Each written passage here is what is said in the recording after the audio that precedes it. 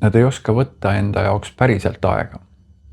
Sellepärast, et tempo on taga kogu aeg. Sa pead kogu aeg, ütleme, meie ühiskonnas on juba meile õpetatud, et sa pead kogu aeg tegutsema. Muidu sa oled nii-öelda mõttetu. Nagu kui mina noor olin, siis oli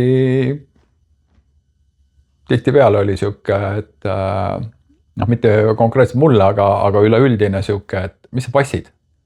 Tee midagi. Tee midagigi. Ole kasulik. Ja loomulikult see kõik on õige. See viibki eduni, aga tegelikult, nagu ma olen ka varem öelnud, et see süsteem on selles mõttes valesti üles ehitatud. Et mida rohkem sa tegutsed ja mida rikkamaks sa saad, siis sa saad ühesõnaga õnnelikuks ja tuleb armastus ja ühesõnaga rahu ja kõik. Aga tegelikult on, kuhu mina olen jõudnud, ongi see, et rahu on su fundament ja nüüd selle pealt üles ehitada asju on hoopis midagi muud. Et see ongi see koht, et miks edukad mehed lihtsalt